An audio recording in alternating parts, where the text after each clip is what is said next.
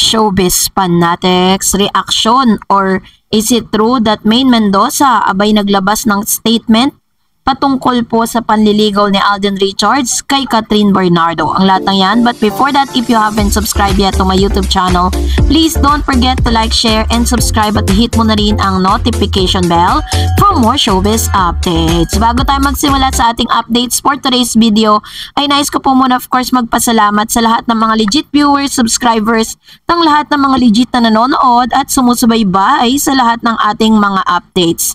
Maraming salamat po. And for today's video, kung hindi nyo pa po napapanood, just visit my channel kung saan naroon po ang isa sa mga latest updates po natin na may isa sa mga lalaking na pumuporma at nanligaw kay Miss Kathryn Bernardo ang tuluyan na nga niyang pinrenzone or kinansela or binasted. Ang tunay na dahilan, kilalanin siya at alamin natin kung ano ba ang tunay na dahilan kung bakit po nag-come up si Miss Kathryn Bernardo sa ganong desisyon. So, after this, you can watch this on our channel sa Darred's channel. At ngayon, pag-usapan natin itong napapanahong balitang ito. Pagtuunan natin ang pansin dahil talagang super duper daming umaatake ngayon kay Alden Richards at kay Kathryn Bernardo nang may announce po sa publiko na tuluyan na nga po na parang nililigawan na nito pong si Mr. Alden Richards, itong si Kathryn Bernardo. So dahil dito kanya-kanyang opinion at kanya-kanya pong mga aligasyon ang naglabasan, no, dahil wala pa man pong formal na pag-amin si Mr. Alden Richards tungkol sa kanyang panliligaw kay Miss Kathryn, ay may mga naglalabasan ng ganitong issue, no? Pero sa mga nakikita natin, as Mr. Alden Richards said on his latest interview, yung statement na what you see is what you get is very po yun, napaka-mysterious po nun. Kung ano yung nakikita ninyo, yun na po yun. At isa sa mga motto nga ni Mr. Alden Richards is yung a private life is a happy life. Kaya mas gugustuhin pa rin talaga niya na kung magkakaroon man siya ng next relationship, they make it a point na ito po ay magiging pribado sa lahat. Hindi po siya for public consumption.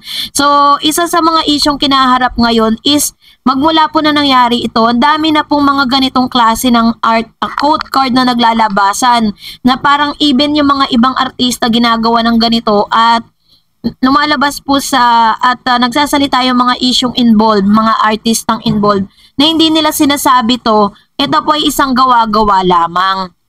At dahil po dito, isa rin si Miss Maine Mendoza sa mga sumabog sa galit dahil po sa ginawa po sa kanya dito po sa ganitong klase po ng issue, dahil may nakita rin po siya sa social media na nag-garner po niyan sa platform po at ipinapakalat ito pong maling art card na lumalabas. Sabi dyan, wala raw katotohanan ang kumakalat na quote card ni Itbulaga host Maine Mendoza tungkol sa reaksyon nito sa panliligaw umano ni Asia multimedia star Alden Richards kay outstanding Asian star Kathryn Bernardo. Sa isang episode ng Christy Per Minute noong Biyernes, April 12, sinabi ni Christy kung ano ang nilalaman umano ng naturang quote card. Ang sabi raw ni Maine, ako walang problema with Kathryn. She deserves to be happy. Pero with Alden, kung manliligaw ka, panindigan mo, totohanin mo. Huwag kang paasa. Isipin mo, sasabihin ba ni Maine yan?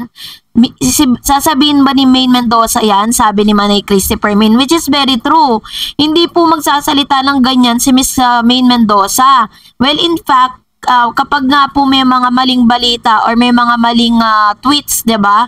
Lalo sa Twitter, siya po mismo ang nagko-correct, 'di ba? Even po the government officials or government o yung mga malalaking journalist, kino-correct po ni Miss Maine, tapos magsasalita siya ng ganito.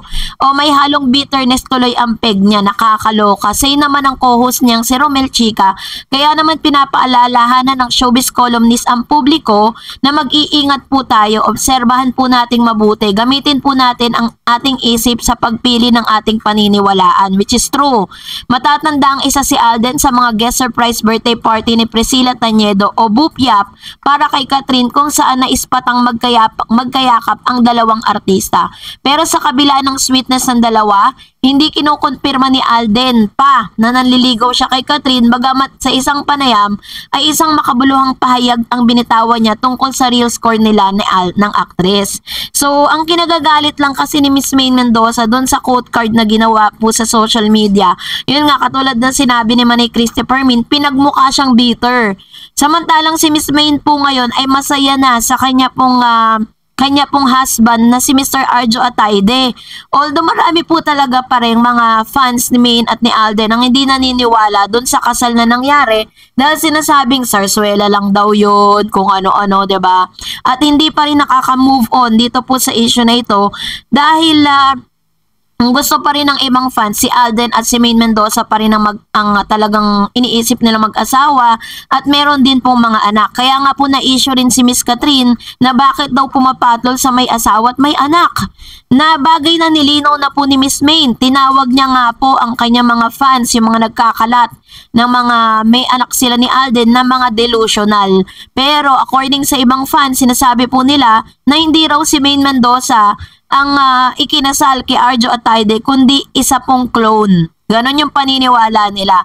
So ngayon, nagagalit po ngayon si Miss Maine dahil sa mga nagkakalat na mga quote card na ito na hindi naman siya mismo ang nagsabi. Kaya pinapaalalahanan niya ang lahat ng mga tao sa social media na wag nang i-post.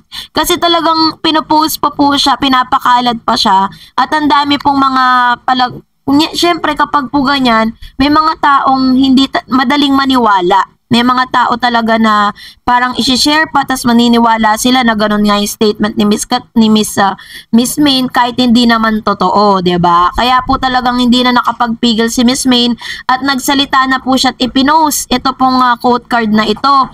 Dahil talagang never pong makikisawsaw si Maine sa ano pa mang magiging desisyon ni Alden Richards sa buhay. Inamin naman nila na talagang magkaibigan lang po sila ni Alden at never po silang nagkaanak at never din po silang ikinasal dahil matatandaan po ninyo na si Maine at si Alden Richards po ay sumikat sa show ng Itbulaga kung saan tinawag silang Aldab. At dahil dito ay talagang kinagat po ng publiko yon. Iniisip po ng lahat na talagang sila talaga in real life dahil may mga evidences pang inilalabas na talagang mag-asawa daw sila at nagkaroon pa sila ng 2 anak. Ayun po yung paniniwala ng ilang mga fans. So, hindi na naman natin sila pwedeng pigilan dahil yung gusto nilang paniwalaan. And according to Alden, kung yun po talaga yung makakapagpasaya sa mga fans nila ni Maine, bakit naman kailangan pampigilan? Yun po yung sinabi ni Mr. Alden. Kaya pinapabayaan na lang talaga nila. So anyways, at least po, talagang nalinawan na tayo patungkol po dun sa naging reaction ni Miss Maine Mendoza. Yung quote card na kumakalat ay hindi po totoong nag-react siya or hindi po siya sang-ayon sa panliligaw ni Alden kay Maine, kay Miss Catherine Bernardo rather. And that's it for today. For more videos and updates, please don't forget to like and subscribe, and please don't forget to follow my Facebook page, Dar Eds TV. God bless everyone!